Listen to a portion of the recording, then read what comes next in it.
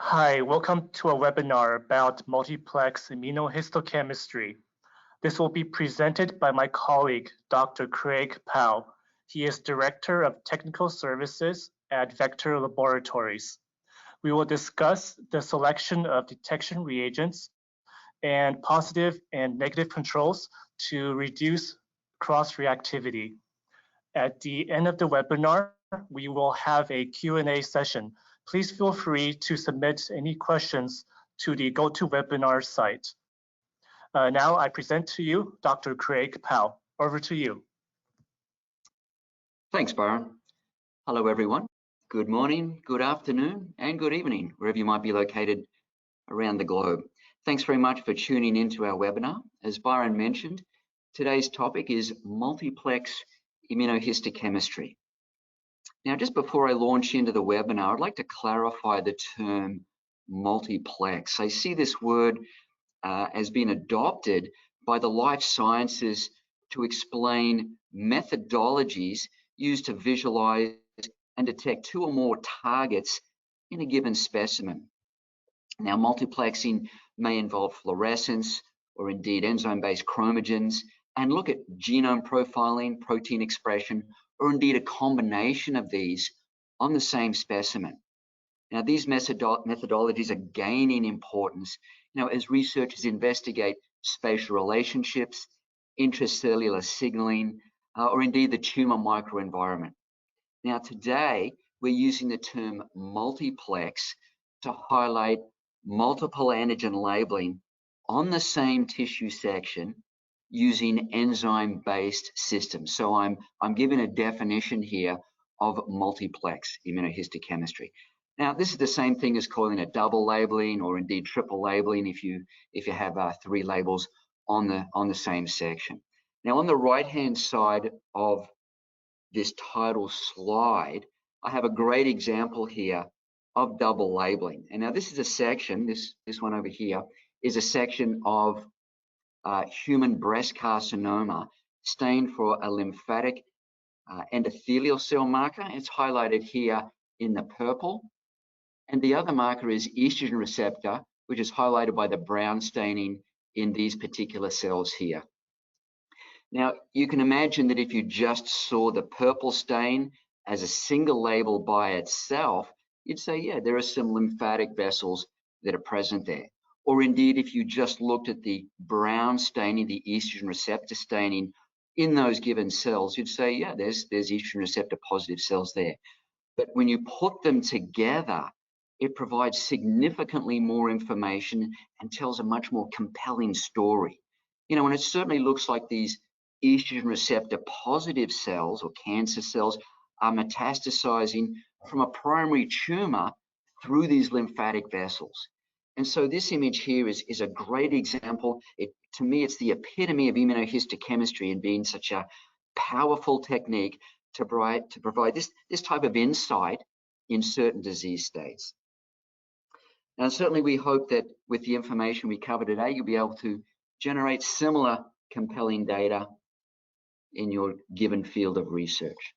So here's a quick overview of what we'll be looking at in today's webinar. So for those of you who have just joined us, just gone through a little bit of a term about multiplexing, highlighted the powerful application here of immunohistochemistry, and now we'll get into the webinar itself.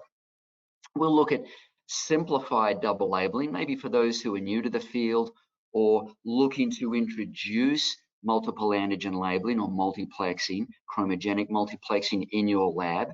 And we'll look at considerations for multiple antigen labeling, and that'll take up the majority of the webinar. And then we'll sum up at the end and have a look at some tools and resources that are available. Okay, so some of you may have heard about double labeling. You may have heard that it's complicated and complex, difficult, a lot of optimization required.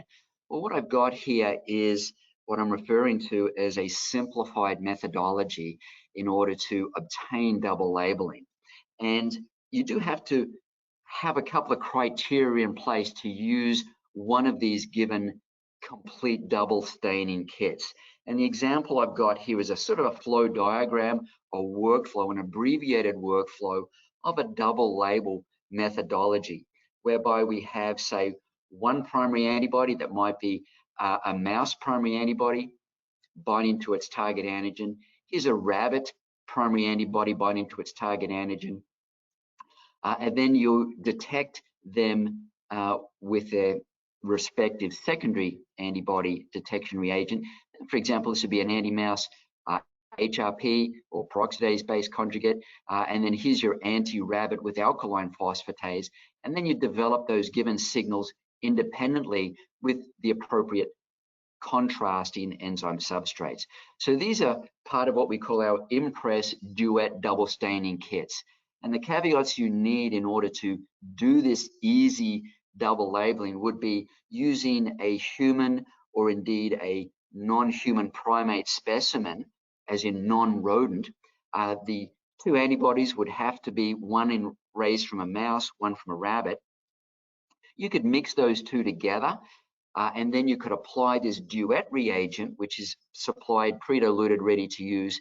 They would bind to the respective primary antibodies, and then you develop those substrates independently. So this is double labeling in a single kit. All you do is add those primary antibodies.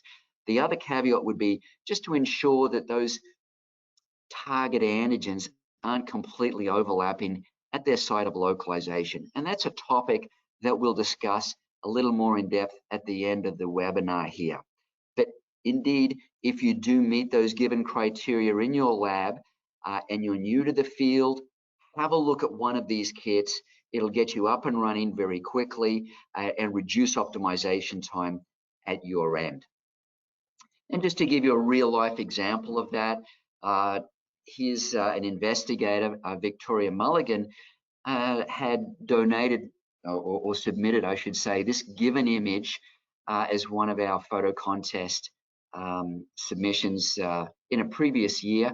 And Victoria looked at two antigens, PCP4, highlighted by the red staining there, the vector red staining, and NUN, which is a common neuronal marker there. And this is in brain tissue. Obviously, human cerebellum is indicated there. So it just gives you an idea about a real life example of how one of these Impress duet double labeling kits could be utilized. So have a look at the clear demarcation there or contrast between those two antigens. See if that's something that might also be applicable in your given application. However, I'm certainly aware that biology is not as black and white as that, and there's a lot of gray areas. Indeed, different primary antibodies could be raised in a goat, rat, things like that, you know, and you don't get to decide what sort of specimen your tissue is from, and it could be rodent-based, for example. So we're going to go through scenarios then that if you already have in place a single label such as this, but you want to introduce a second or a third label, we'll look at some of these parameters. So indeed, this is another abbreviated workflow that you might already have in place. Again, let's just call this your primary antibody binding to a target antigen, then your secondary antibody, your polymer-based, it's called a peroxidase, and then you develop with a DAB substrate. And at this point, you're saying, okay, do I use the same detection system for a second label, or indeed do I use a different one? And what are the pros and cons of each of those? And this is where we'll get into some of these considerations for multiple antigen labeling. And I put together here a table broken down into what you should be determining at your end on the right-hand side of the table here, and indeed what to avoid when introducing multiple antigen labeling or multiplexing. Think of this as a little bit of a troubleshooting guide. Should something not particularly add up at your end, maybe you're getting some interference, have a look at some of these that we've indicated here in this table, work through them, and this should then help optimize the results at your end. So we're going to work through a lot of these in the webinar just now. But first off, in this top box here, I'd just like to point out that if you are going to introduce a second or a third label, make sure you're aware of the species of that primary antibody that you've got relative to the one you may already have in place and the species of tissue, and just ensure that that additional or that second or third primary antibody that you're going to be applying on the specimen does recognize the target antigen of that tissue species. And that's pretty crucial. Make sure it's been validated for immunohistochemistry, not Western blotting or something like that, but actual immunohistochemistry, and recognizes that species antigen. That's pretty crucial in number one step in trying to map out here the requirements for successful double and triple staining. Okay, so we'll look now at species cross-reactivity, and we'll work through our list right here. So imagine you might have a rabbit or a goat primary antibody. You're working on either mouse or rat tissue, and the second or indeed third antibody that you're looking to introduce here may be raised in a mouse.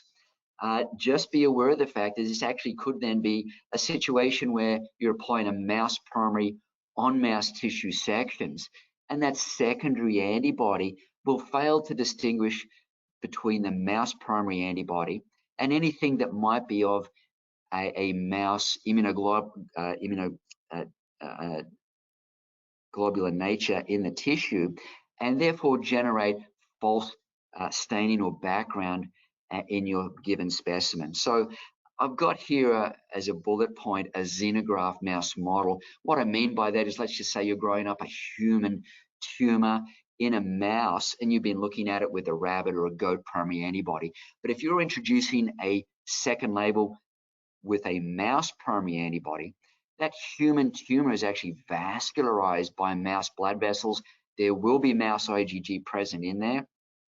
So when you apply an anti-mouse secondary antibody, you will probably generate background, false background or false negative staining due to that inherent mouse IgG. So just be aware of those given scenarios depending on the setup in your lab. Further down, I've got here about rodent on rodent, whereby perhaps you're applying a rat primary antibody onto mouse tissue, and there are degrees, percentages of cross-reactivity of anti-rat secondary antibodies with the like rodent species of mouse. So indeed, look for things such as anti-rat mouse-adsorbed secondary antibodies that will help eliminate that particular cross-reactivity on mouse tissue. There may be other scenarios too. I've got hamster here, whereby there might be a trace amount of cross-reactivity of an anti-hamster antibody on mouse tissue. If that's the case, you could certainly apply a little bit of mouse serum to the dilution of that anti-hamster antibody. And I'm talking about a low percent of cross-reactivity, somewhere around, say, 2 to 5% cross-reactivity.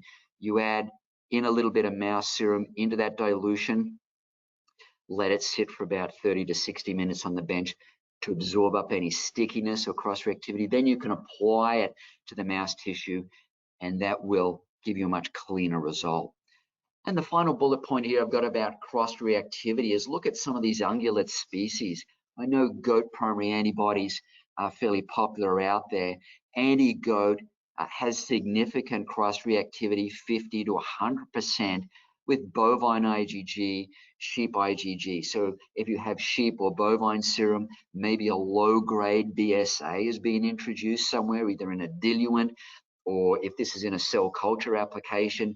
Just be aware that an anti-goat secondary antibody may bind, probably will bind, to bovine IgG that might be introduced through a BSA or something like that. So just be aware of those given cross-reactivity parameters. All right, let's revisit quickly where we were with that Impress Duet kit. And we spoke about, for example, having a primary antibody from a mouse, the other one from a rabbit. Then we put on the goat anti-mouse peroxidase, goat anti-rabbit alkaline phosphatase, develop with your two substrates. Hey presto, you've got double labeling. And that's well and good. Just note that these two secondary antibodies are raised in the same species. Let's take a look at another scenario. You're going to use a mouse primary, a goat anti-mouse HRP, and then develop with DAB. But the second primary antibody you're going to introduce is GOAT, but you select the rabbit anti-GOAT alkaline phosphatase, and you're going to develop with vector red. That's well and good, but just be aware of the fact that there is this high potential for cross-reactivity between the goat anti-mouse and the rabbit anti-goat in this given scenario. And so what you'll have to do would be either substitute in, for example, a rabbit anti-mouse for that first label, which would require you to further optimize the dilution parameters for that. Or indeed, you could run the label sequentially, whereby you'd run the first mouse all the way through primary antibody detection reagent, all the way through to DAB staining. Then you'd repeat the staining, applying the second primary antibody, run through the rabbit anti-goat AP, and then develop with vector red. Obviously, you can't mix together the goat anti-mouse and the rabbit anti-goat. They're going to glom together, and you're not going to get any binding to your target primary antibodies. But you can run them sequentially using this chromogenic multiplex methodology, because these substrates do precipitate out as solids at that site of localization and almost put this protective shell over those first detection reagents and eliminate, by and large, cross-reactivity with these secondary detection reagents. All right, we're having a quick look now at the enzyme detection reagents and the substrate choices. I've got here the first bullet point on this very blank slide, sensitivity, and have a quick think about antigen expression levels on your given specimen for your second target antigen. I'm here assuming that you have in place already a first label staining, but you just can't throw down a second primary antibody without due consideration of where that second antigen might be expressed, or indeed the level of expression. And knowing the degree of sensitivity there will help dictate the choice of detection reagents and the degree of sensitivity. Maybe you're using a one-step polymer base for an abundant antigen already. Maybe this second antigen has been upregulated. Maybe it's even of an unknown expression level. In that case, I would highly recommend going with a more sensitive detection system and a very sensitive substrate. And we'll cover some of that a little later on about the substrates. So just bear in mind the level of sensitivity that might be required when introducing a second label. Have a think also about some of the precipitate characteristics of these enzyme substrates. The peroxidase-based substrates give a very heavy, dense precipitate at the site of localization, whereas the alkaline phosphatase are a little more transparent, a little more diffuse in the way they do precipitate. So certainly, if you were looking for intracellular markers, certainly the peroxidase-based substrates would be ideal for punctate sort of staining or very sharp, crisp membrane labeling that you're looking for. And then maybe the alkaline phosphatase could be used if you go back to the original, one of the original slides I showed earlier from Victoria Mulligan about the new N. Admittedly, that did use DAB, but more of an overall layering of that given target antigen, and that might help identify some of the underlying tissue architecture or morphology. So just have a think about some of those given characteristics. Also, if you have been struggling with, say, high levels of an endogenous enzyme, and more than likely that's going to be something like peroxidase, you could certainly consider swapping to 2 alkaline phosphatase-based detection reagents. And that way you'd sidestep quite easily the requirement of having to block persistent enzyme activity that certainly could give rise to false positive staining. Some other considerations would be the presence of inherent or endogenous pigmentation. And I've got here on this right-hand side endogenous melanin activity.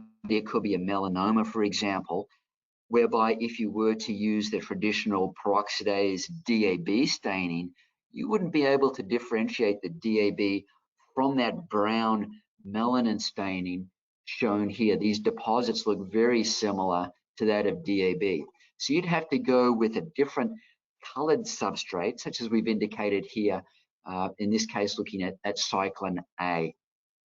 So the idea here would be to contrast against any inherent pigmentation that might be there, or indeed any of the other substrates you're going to use in that given application. You want clear, unequivocal demarcation of those target antigens.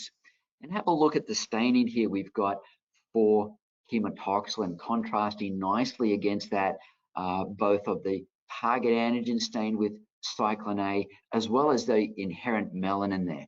We'll talk a little bit about some Counterstain choices a little later on in the webinar.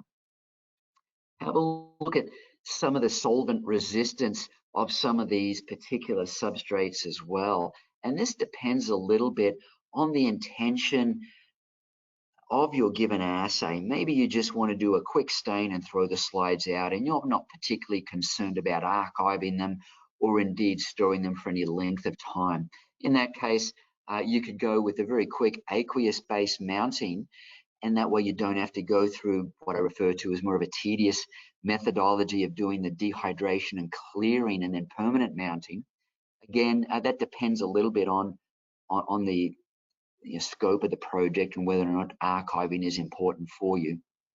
And I've listed there also time and cost considerations. Mounting media, what's at your disposal? You know, mate, it is very easy, quick and convenient just to use an aqueous base media. You know, do you have to go out and purchase another permanent base mounting media? So have a think about these chromogen selections and some of these considerations when you're going to introduce a second or indeed third label. There are quite a number of different choices of substrate out there. And indeed, I've indicated here 3 different choices of an aqueous-based enzyme substrate. This is AEC. We've got it in 3 different flavors. Indicated here an economical version, the original one. It gives you a lot more working solution than some of these others, but some of these others are more sensitive. I'd say Impact AEC is probably about 2 to 3 times more sensitive than the original, and then the Impact AMEC Red is around 3 to 4-fold more sensitive than the original as well. So again, bear in mind sensitivity. If aqueous-based media is a way to go for you, and certainly convenience as well, maybe you could certainly have a look at either the Impact or the Impact AMEC Red. There are other choices too in terms of the more permanent HRP-based enzyme substrates. And we did look in that title slide at the combination of DAB and Impact, or VIP, I should say, the purple one. They give a very nice contrast, and there's a lot of different other choices you can put together. And here's for the alkaline phosphatase-based substrates as well. The more popular ones, the Vector Red and the Vector Blue. And the reason why I'm showing you all of these is you can use a lot of different combinations, color combinations for double and triple labeling on your given tissue specimen. So have a look at some of the tools and resources I'll show you a little later on here in the webinar. See what you think might look appropriate for your given application, and you can certainly apply those. But I'm going to say, you know what, that sort of muddies the water a little bit. Is not particularly helpful to investigators looking to get into the application. And so what I've got here is an easy way to help eliminate some of that guesswork on what color combination might work for you. More than likely, if you do have a single label already in place, you're probably using DAB or diaminobenzidine and a peroxidase-based methodology. That's great because DAB goes with pretty much everything. It goes with a lot of the other, or when I say goes with, it's compatible both in terms of its use and its color contrast with many of the other peroxidase-based substrates. This is the image from the title slide, DAB Vector VIP, DAB Vector SG. This is the smoky bluish gray color. Again, you can see a nice color demarcation there. Or indeed, you can put all 3 together on the one tissue section and get triple labeling. This is the VIP. This is a section of tonsil looking at some epithelium. Then you got your B and T cells here highlighted with the DAB and the vector SG. And then DAB with nickel. This is the slate gray or grayish black color over here. You can combine that with the vector Nova red. And certainly DAB also plays nicely, or compatible, I'll use a more scientific phrase, with the alkaline phosphatase substrates as well. Here's DAB and vector red. These combine to be the two substrates included in that Impress duet kit. If that's not to your liking, certainly DAB can go, or can be used, I should say, in parallel in combination with the vector blue, or indeed you can put those three together for a triple label. Vector blue, the heavier deposition here of DAB in these cell nuclei, or indeed vector red. So hopefully this gives you some ideas about how to get started in your given lab. Or maybe look at ways of improving the sensitivity in your lab too for multiple antigen labeling. This is a chart. I don't expect you to memorize this by any means. We've got this in one of our, in a couple of our guides, I think, our multiple antigen labeling guide, as well as in our IHC guide. Peroxidase-based substrates indicated here. A couple of different choices. For example, we've got the regular VIP and then the more sensitive impact. Same thing with DAB, the Nova Red, etc. And the alkaline phosphatase substrates as well. Gives you an idea about more economical versions and the higher sensitivity substrates, depending on, again, the needs at your end.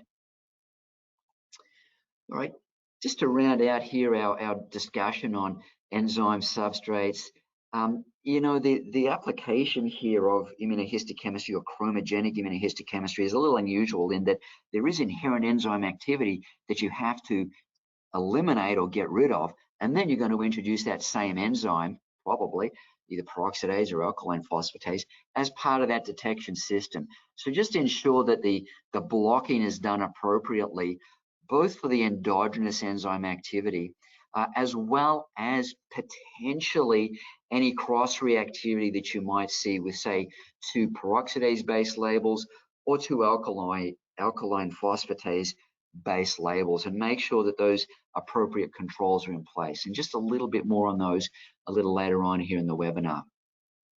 What is important too is the order of labeling, and this would depend a little bit on the antigen expression levels, which one is weakly expressed, which one is highly expressed, and then that would factor into the substrate choice. So this table here, which you may or may not be able to see, again, you can download this from our website, from one of the guides we've got.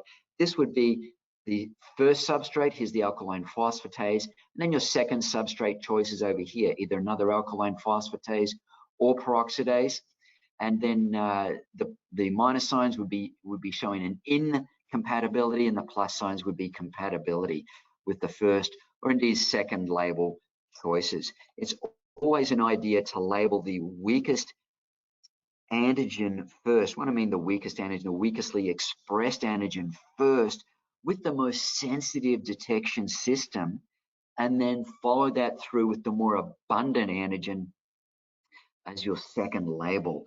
That always seems to work best, at least in my given experience.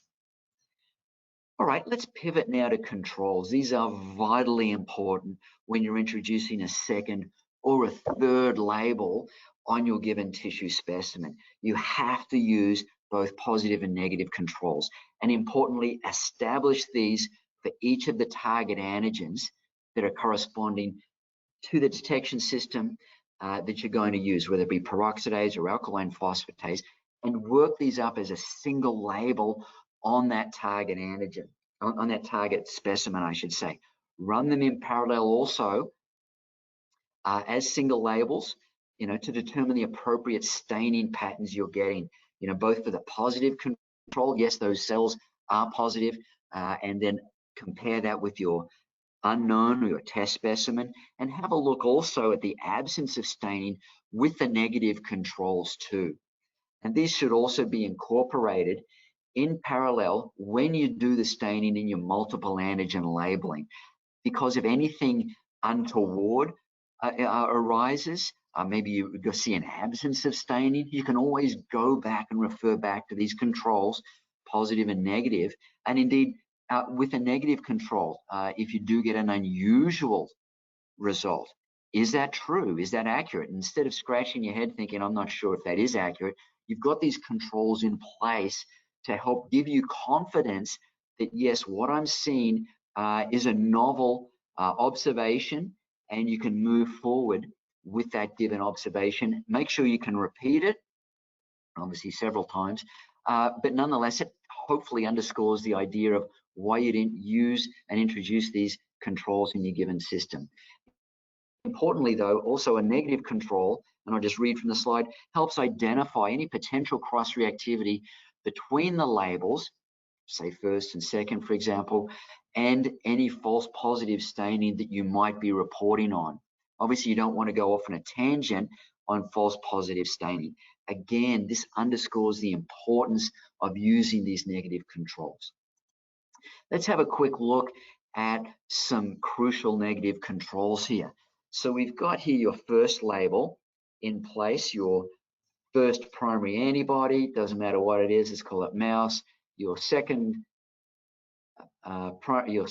your first secondary antibody, and then you're developing with your first substrate. So here's your first label, and then here's your second label, your second primary, second secondary detection reagent, and then second enzyme substrate. Let's call it, VIP. So you've got two peroxidase-based systems here, two different colors contrasting quite nicely. So the idea would be to, for a negative control, substitute in a non-immune IgG for this second primary antibody. And then you would continue to run this secondary detection reagent, apply that, and apply your second enzyme substrate. The idea being you want to ensure that this secondary detection reagent is not binding to superfluous primary antibody or indeed anything else in the detection reagent, and also ensure that this second enzyme substrate is not reacting to potentially residual or accessible enzyme, if it is the same enzyme-based detection system, from that first label. Indeed, if you do see any staining with this negative control where you're substituting in a non-immune IgG, eliminate this particular control, just apply substrate alone, and see if you see any cross-reactivity or staining. If you do, in that same sort of area of localization, obviously, you will have to consider putting in a step in here to quench some of that residual peroxidase activity. All right, hopefully that's clear for you in terms of the negative control. And certainly for a tertiary label, if you're going to run that, you'd have to run another series as well in the same manner. All right, so some of you might be applying, say, a two-step methodology or indeed an ABC kit for your double label. So here's your first label up here, first primary, first secondary detection reagent. This is your biotinylated secondary, avidin, streptavidin-based enzyme system, and then your first substrate, for example, DAP. And then you're going to run a second label using the same methodology. And what you'll have to do is substitute in, very similar to the one I just showed you, a non-immune IgG here, but then run all of these other secondary detection systems to ensure you are not getting cross-reactivity with any of the first label. Again, if you do see staining in this scenario, you're going to have to run further defined deletion controls, eliminating this particular step, eliminating that step, just applying substrate alone, and then work forward, applying the ABC enzyme reagent, and then the chromogen, then the secondary ABC and enzyme as well.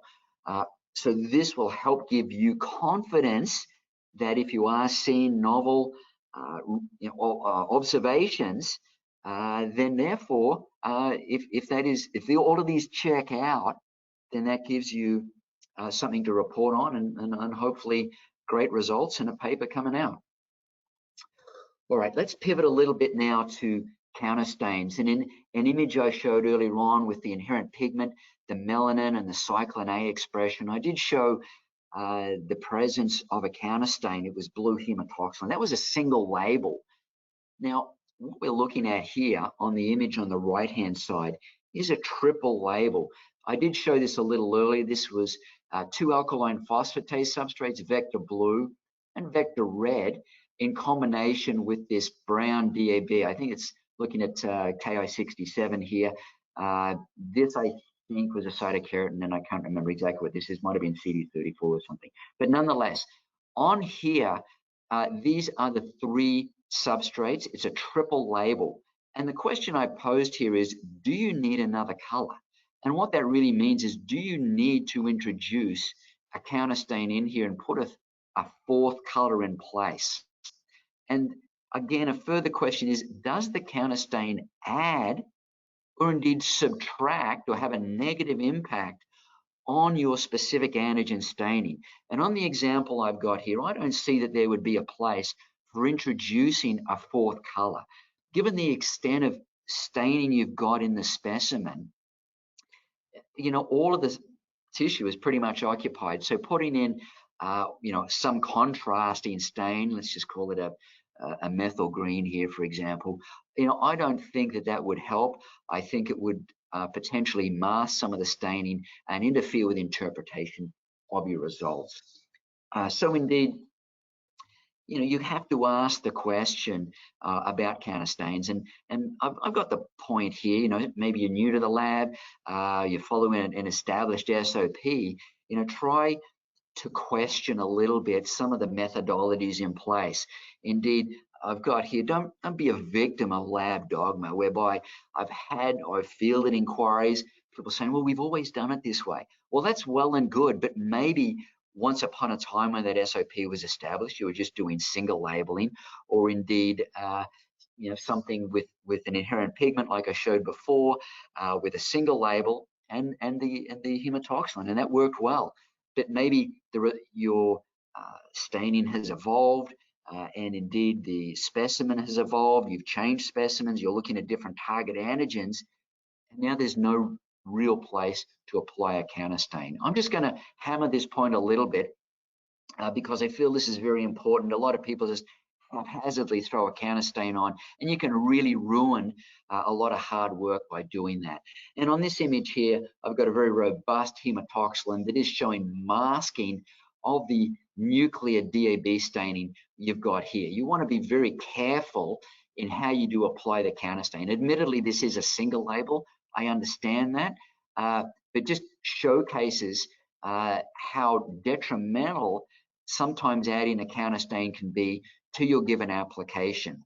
Now, I've got this from our friends at Roche, and they spoke about, you know, visual acuity of their given target staining. So just be very careful about applying it. Have a look at the target antigen staining, its localization. Is it also a nuclear-based antigen? And if you are going to be using, obviously, a nuclear counterstain, they're going to be overlapping. So make sure that you've got good demarcation between that, a very light counterstain. And certainly optimize the counterstain as well on separate tissue sections with some of the parameters I've indicated, time, pH, etc. What I've got here, though, is a very nice example of a double label with a hematoxylin counterstain. And I've got here, this was very nicely donated by our colleagues at Synaptic Systems. And you've got a DAB highlighted here, brown DAB, contrasting with the pinky red alkaline phosphatase, vector red here, and then the outer line, I should say, excuse me, hematoxylin counterstain, again contrasting with these. And you can see a lot of different, you know, cellular architecture out here, and this is just a snapshot of the tissue, but you can certainly see other structures beyond this. This shows you how you can certainly appropriately apply a counterstain in a multiple label application. All right, let's close out here quickly with a bit of a chat about co-localization. And I do field inquiries about the use of chromogens, these chromogenic immunohistochemistry, of course, and the overlap of two antigens. And I've got here a nice figure that I took from this given paper down here in Nature Medicine. They actually used two antigens. One was BRDU, highlighted here with vector blue, and also new staining with AEC. And they successfully co-localized these two target antigens using this methodology. And there are other examples out there, but this is a nice color plate I could show, at least educational plate I could show for this given webinar. I think that if you are going to do it, there's a couple of things you want to consider or crucial criteria for reliable, reproducible co-localization. One is the extent of the antigen expression and the overlap. And you can see here on the left-hand side, not every cell is positive for both of the antigens, and I call that 100% overlap. Sure, it's 100% overlap for the BRDU with the new N, but not vice versa. And I think that that helps with the interpretation of the staining. The other point would be substrate choice. And there is here two choices, one's peroxidase, one alkaline phosphatase. They do have different physical characteristics, kinetics. They do precipitate out in a different way, and it's referred to as the substantivity of it.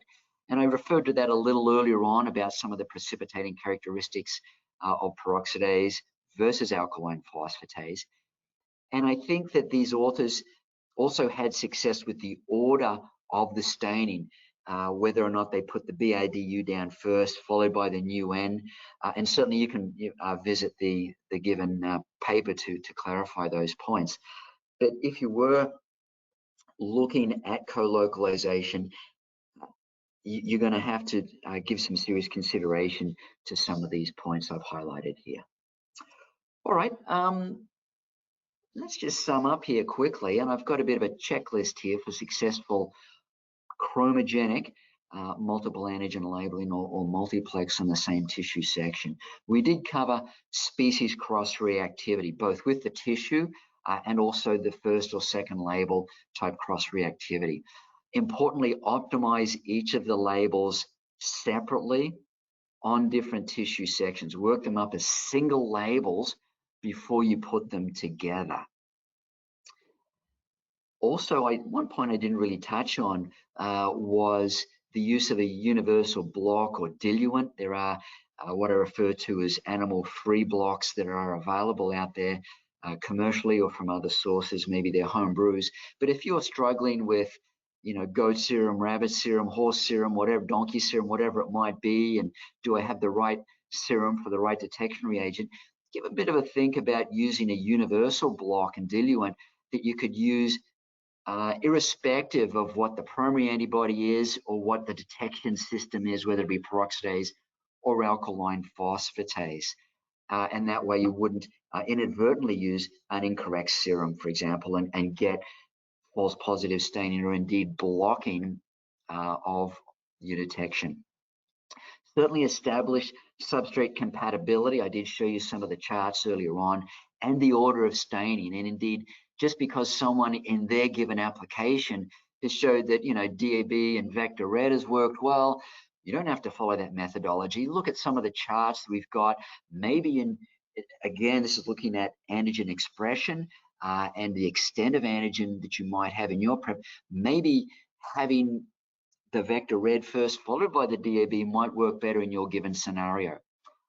Be aware, cognizant of antigen co-localization, and have a think about, you know, whether or not both of those antigens are going to be co-localized in the same cell compartment of the same cells. If they're both two nuclear antigens and you're going to get 100% overlap, you may want to give pause about that given application. Also, a judicious use of counterstain, as I've indicated there, and you can certainly get trapped into masking your given target by introducing haphazardly introducing a counterstain. So just be aware of whether or not the counterstain will actually add anything of substance to that interpretation of your data, or potentially give you some false results. All right. At this point, I'd just like to indicate we do have some tools and resources available, our multiplexing guide and some other pamphlets and brochures available on our website. So I'd like to say thank you very much for your time. I sincerely hope this was informative, and I'll open the floor up to any questions you may have. All right, thank you, Craig, for that great presentation. We'll proceed with the Q&A session. The first question is about the Impress Duet kit. Does it work with rodent samples? Why doesn't it work? Okay, so the Duet kit actually has a combination of anti-mouse secondary antibody and anti-rabbit secondary antibody. Your choice of either peroxidase or alkaline phosphatase on either of those. They're mixed in the same bottle as a pre-diluted, ready-to-use solution. And so my point being that they can't be separated. They're mixed together to make it a very easy methodology for double labeling. So the concern with applying the Duet kit on rodent tissue would be the potential of that anti-mouse secondary antibody cross-reacting either with, say, mouse IgG that might be inherent in the tissue, or rat IgG, another rodent or commonly used lab rodent species as well. And that would generate false positive results. So that's why I would hesitate recommending the use of the Impress Duet on rodent tissue. However, maybe the tissue you've got, and I'd just like to clarify, this would be, excised from a whole animal that was, at some point vascularized and would have immunoglobulin present. But if you know that there is no immunoglobulin present, maybe it's a cell culture or something like that, then sure, you can certainly apply the Impress Duet without concerns of that potential cross-reactivity. But on most tissue-based sections excised from tissue that was, vascularized, you just want to be aware of that potential for cross-reactivity. Okay, great. The next question. What are the best color combinations for markers that are expressed in the same cell, co-localized, for example, CD3 and CD8? Yeah, so that's always a little tricky. So those are a couple of membrane-based markers you've got there, and you might be looking at it in, general tissue, might be a tonsil or something like that. If you do expect 100% overlap with those membrane-based markers, let me just backtrack a little bit and say that when you do apply these precipitating enzyme substrates, whether it be 2-peroxidase, 2-alkaline phosphatase, or a combination of peroxidase and alkaline phosphatase, they precipitate out as solids at the site of localization. It's not like mixing wet paint where you're going to reliably generate a third color when they mix. They just don't operate like that. They've got unusual reaction kinetics and the way they do precipitate out. Indeed, some of them don't like precipitating on top of each other. And if one is already present, the other one might not precipitate there. So if you do face that scenario of CD3, CD8, what color combination would work well? I don't think I've got one that would work in that given scenario using the chromogenic methodology. You would probably have to go with a fluorescence-based system.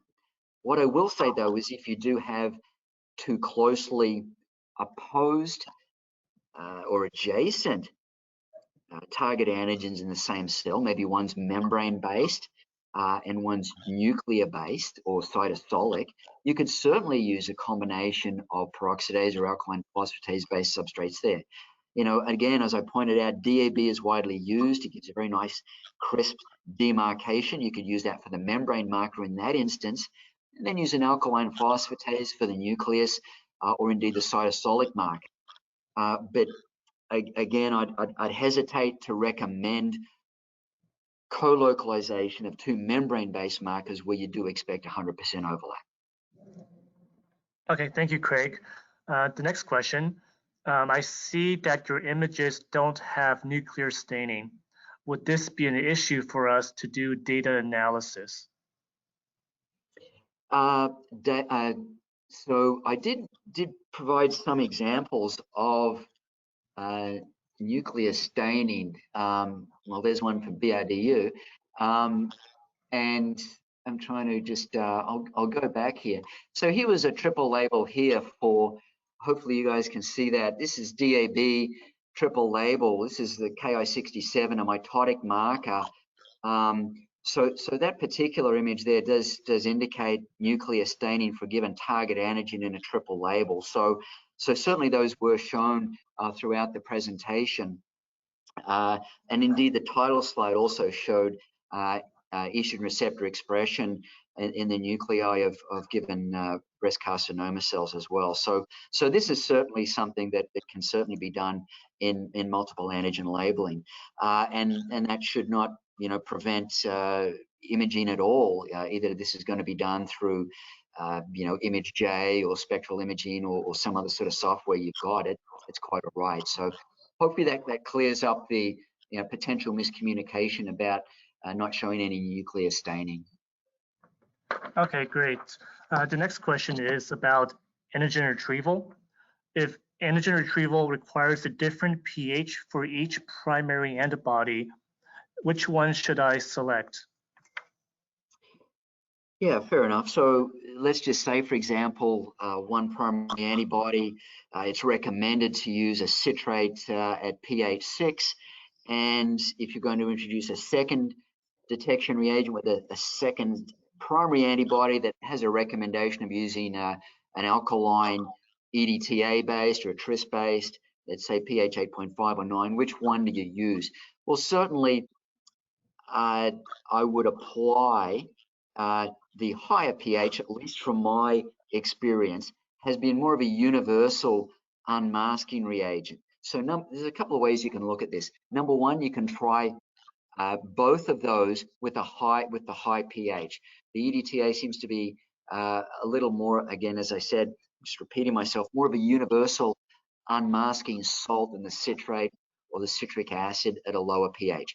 Try that, see if it works for both antigens. If it doesn't, then certainly you could apply either one first. Try the citrate one with a heat-resistant substrate. So you'd work all the way from unmasking primary antibody all the way through to color development with something like a DAB, which is resistant to unmasking. Then you could go back, you could unmask with the EDTA, for example, or tris pH 9 unmasking if that target antigen requires that in the primary antibody, and then develop for that second color. So there's a couple of ways you could then target that. Try them with the higher pH, more of a universal marker. If that doesn't work, do them separately with a heat-resistant substrate, such as DAB is the first label, for example. Okay, great. The next question is, what is the maximum number of enzyme substrates that I can use in multiplex IHC? Fair enough. So we have shown in this webinar successful, reliable, reproducible localization of 3 colors. I think at one point we threw in a 4th as well. I would say that probably maximizes what you could do with chromogenic staining for again, reliable, reproducible, unequivocal staining. I think more than that, and you may start to run into some background problems with cross-reactivity as well. So I'd say certainly 3 or 4 would be a key target that you'd look for successful multiple antigen labeling using the chromogens. Okay, great. The next question is it possible to use a primary antibody labeled with HRP or AP, like immunofluorescence? Oh, absolutely, certainly, yes. Some investigators may have primary antibodies directly conjugated with an enzyme, as Byron mentioned there, either peroxidase-based or alkaline phosphatase. Sure, you could put on, say, you could mix those two together. If one is, say, a mouse HRP and a rabbit alkaline phosphatase primary antibody, you could even mix those two together and then react the substrates separately after that. One point of caution with directly conjugated primary antibodies is that you will experience low sensitivity with those. So if you're looking at a weakly expressed antigen or antigens of unknown expression, you're looking at upregulation or something like that, you may want to go with a more sensitive detection methodology. But nonetheless, yes, you can certainly use, say, a mouse primary antibody conjugated with HRP. And then if you've got a second primary antibody that's unconjugated, then you could use a different enzyme-based system or a different detection methodology to detect that, either with an impress polymer-based system or whatever you've got. So yeah, certainly you can use that approach.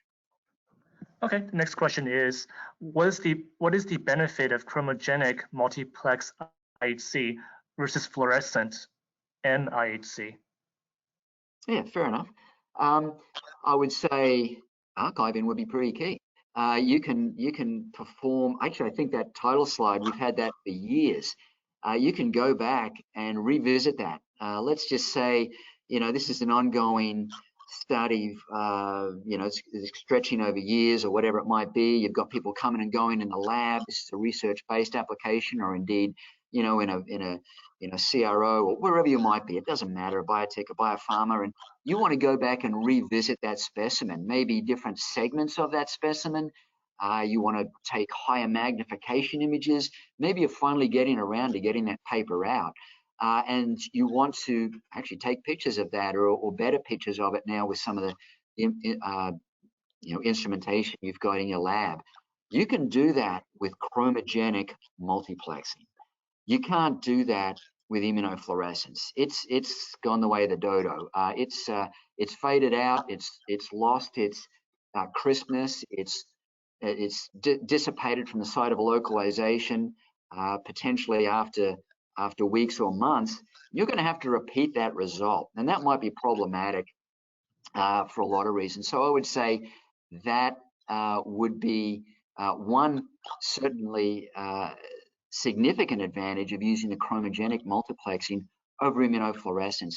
I would say also that the chromogenic methodology still gives you a great idea of some of the underlying tissue architecture and morphology. You can see, adjacent blood vessels or, whatever it might be, next to it, cartilage, bone, things like that. Other structures that might not be evident in immunofluorescence, and you might be only seeing half the picture with that, unless of course you did an adjacent H&E or whatever it might be.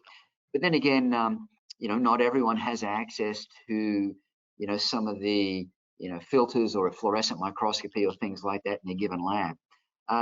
Certainly, I think, as I've shown, you can easily get started with the chromogenic methodology. I think it's an extension of single label light microscopy. So there'd also be ease of application as well, whereas immunofluorescence might take a little longer to work up and optimize too. So I think there are some significant advantages in using multiplex. I'm not going to say that one is better than the other. It depends on your application. As I indicated too, with the CD3 and the CD8, it depends on the application and the scope of the project. Archiving might not be important to you, but nonetheless, hopefully that gives you some insight into some of the advantages of using the chromogen-based systems. Okay, great. The next question is, can you comment on using 2 rabbit anti-mouse primary antibodies on mouse tissue? One antigen is nuclear and the other is membrane bound. Yeah, certainly. So as I understand, primary antibodies raised in rabbit, you're applying them to mouse tissue, on adjacent or different, cellular structures, nuclear and membrane. So, yes, certainly you would run these sequentially. So you would detect the first primary antibody, first rabbit, with a given detection system. It could be peroxidase, you develop with DAB. Then you would apply the second primary antibody and run that through either with the same enzyme-based detection system and use a different colored substrate, or you would use a different enzyme-based system and develop with a different alkaline phosphatase-based substrate. So that would have to be run sequentially to avoid potential cross-reactivity. Okay, great. Unfortunately, we are out of time for this webinar. Thank you for attending this session. We will send you a recording of the webinar through email. And if we did not reach your question today, we will answer your question personally through email. Thank you for attending the webinar and have a great day. Thank you very much. Bye-bye.